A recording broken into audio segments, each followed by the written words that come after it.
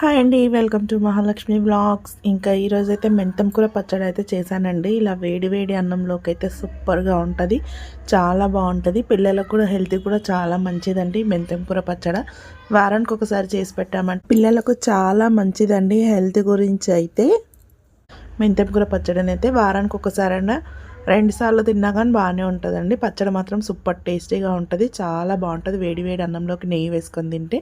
ఇంకా పదండి చూసేద్దాం వీడియో. ఇంకా ముందుగానైతే ఇలా ఒక కడాయి పెట్టుకోవాలి. ఇంకా దాంట్లోనైతే ఒక 2-3 స్పూన్ల నువ్వులు అయితే వేసుకొని వేయించుకోవాలి. ఈ నువ్వులు అయితే సిమ్లో పెట్టుకొని అయితే దూరగా వేయించుకోవాలండి. నువ్వులని కొంచెం కలర్ చేంజ్ అయ్యేంత వరకు అయితే వేయించుకోవాలి. ఇలా వేయించుకొని అయితే పక్కన ప్లేట్లో తీసుకొని పక్కన పెట్టుకోవాలి. ఇంకా అదే కడాయిలోనైతే ఒక 1 స్పూన్ ఆయిల్ వేసుకోవాలి. ఇలా 1 స్పూన్ ఆయిల్ వేసి వేడెక్కిన తర్వాత ఒక 1 స్పూన్ జీలకర్ర వేసుకోవాలి. ఇలా జీలకర్ర వేసి వేగిన తర్వాత దాంట్లోనే ఒక 5-6 వెల్లుల్లి వేసుకోవాలి. ఒక వెల్లుల్లి గడ్డ అండి అదైతే, నేనైతే ఒక వెల్లుల్లి గడ్డ వేసుకున్నాను. దాంట్లోనే పచ్చిమిర్చి వేసుకోవాలి.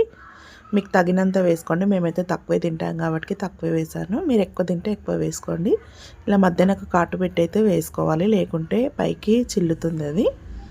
అది వేసిన తర్వాతనైతే టమాటా కట్ చేసి వేసుకోవాలి. నేనైతే ఒక 2-3 టమాటా వేసాను. ఇలా టమాటా వేసుకుంటే టేస్ట్ చాలా బాగుంటుందండి. ఇంకా టమాటా వేయకుండా ఓన్లీ మెంతం కూరతో చేసుకుంటే మాత్రం ఒక వారం రోజుల వరకు అయితే నిల్వ ఉంటుందండి. ఇంక ఇలా టమాటా వేస్తే కొంచెం పచ్చడి ఎక్కువ వస్తుంది, ఇంకా టేస్ట్ కూడా చాలా బాగుంటుంది. కాబట్టి నేనైతే 2-3 టమాటా వేసుకున్నాను. ఇంకా అందులోనే మెంతం కూరనైతే బాగా కడిగి వేసుకోవాలండి. ఇలా వేసుకొని అయితే కలుపుకోవాలి. ఇలా మగ్గి దగ్గరకు వచ్చేంత వరకు అయితే ఇలాగే ఉంటుందండి. కొద్దిసేపు అయితే మగ్గనివ్వాలి. ఇలా కలుపుకున్న తర్వాతనైతే మూత పెట్టుకొని ఒక 2 నిమిషాలు మగ్గనిచ్చామంటే మంచిగా మగ్గుతుందండి. అందుకనేసి అయితే ఇలా కలుపుకొని అయితే ఒకసారి మూత పెట్టుకోవాలి.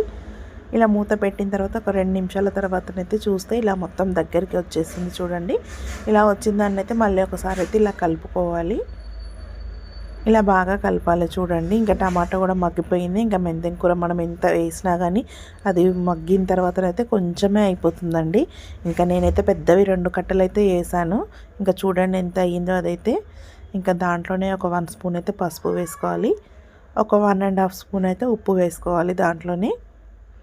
ఇలా వేసి అయితే ఒకసారి బాగా కలుపుకోవాలి. ఇలా బాగా కలుపుకోవాలండి. ఇంకా ఉప్పు పసుపు 2 కలిసేలాగా కలుపుకొని ఇలా కలుపుకున్నాం కదా. ఇంకా ఇలా కలిపిన తర్వాతనైతే మనం చింతపండు వేసుకోవాలి దీంట్లోనే. నేనైతే ఒక నిమ్మపండు సైజ్ అంతా చింతపండు అయితే వేస్తున్నాను. దీంట్లోనే వేసుకొని అయితే ఇలా మళ్ళీ ఒకసారి కలుపుకోవాలండి. ఇలా చింతపండు దీంట్లోనే వేసుకుంటే మగ్గిపోతుంది కదా, మంచిగా పేస్ట్ అవుతుంది. ఇంకా దీనిపైననైతే మూత పెట్టుకొని ఒక 2 నిమిషాలు మగ్గనివ్వాలి. ఇంకా చూడండి ఇలానైతే మగ్గిపోయింది. ఇంకా అంతేనండి. స్టవ్ అయితే ఆఫ్ చేసుకొని అయితే మూత పెట్టుకొని చల్లారనిచ్చి పక్కన పెట్టుకోవాలి. అది చల్లారనివ్వాలి. ఇంకా మనమైతే మిక్సీ బౌల్ తీసుకొని అయితే దాంట్లో నువ్వులు వేసి అయితే మెత్తని పౌడర్ చేసుకోవాలండి. పేస్ట్ కూడా చేసుకోవచ్చు, పౌడర్ కూడా చేసుకోవచ్చు. నేనైతే పౌడర్ అయితే చేస్తున్నాను. ఇలా మెత్తగా పౌడర్ అయిన తర్వాతనైతే మనం ముందుగా చేసి పెట్టుకున్న మెంతం కూర పచ్చిమిర్చి అన్నీ వేసి పెట్టాం కదండి, అదైతే వేసుకొని అయితే ఒకసారి తిప్పుకోవాలండి. ఒకసారి తిప్పిన తర్వాతనైతే మళ్ళీ చూసి ఉప్పు సరిపోయిందా లేదా చూసుకోవాలి. మళ్ళీ కొంచెం ఉప్పు వేసుకోవాలి. నాకైతే కొంచెం ఉప్పు తగ్గిందండి. ఇలా మళ్ళీ ఉప్పు వేసుకొని అయితే మళ్ళీ పెట్టుకొని ఇంకొకసారి అయితే తిప్పుకోవాలండి. అంతే. ఇంకా చూడండి రెడీ అయిపోయింది మెంతం కూర పచ్చడి. ఇంకా దీన్ని అయితే పోపు పెట్టుకుంటున్నాను. అదే కడాయిలో మళ్ళీ ఒక 2 స్పూన్స్ ఆయిల్ వేసుకోవాలి. ఇలా ఆయిల్ వేడెక్కిన తర్వాత జీలకర్ర ఆవాలు వేసుకోవాలి. ఒక 1 స్పూన్ అయితే వేసుకుంటున్నాను.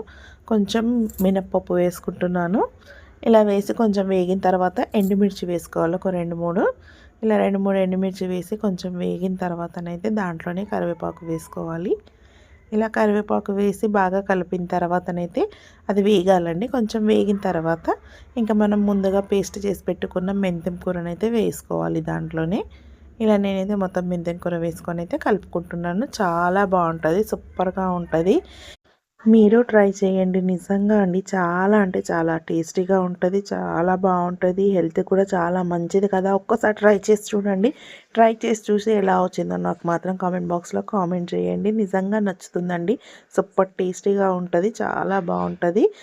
మీకు ఇంకేమన్నా వంటకాలు కావాలన్నా కూడా నాకు కామెంట్ బాక్స్లో అడగండి, నేను తప్పకుండా ట్రై చేస్తాను. ఇంకా ఇదైతే వేడి వేడి అన్నంలోకి అయితే చాలా బాగుంటుంది. నెయ్యి వేసుకొని తిన్నామంటే సూపర్ టేస్టీగా ఉంటుందండి. నేను చెప్పడం కాదు, మీరు ట్రై చేసి తినండి. ఇంకా ఇలా ఎండుమిర్చి కరివేపాకు పెట్టుకొని తిన్నామనుకోండి చాలా బాగుంటుందండి. ఇంకా దీంట్లోకి ఒక ఆమ్లెట్ వేసుకున్నామనుకో ఇంకా ఎక్సలెంట్గా ఉంటుందండి.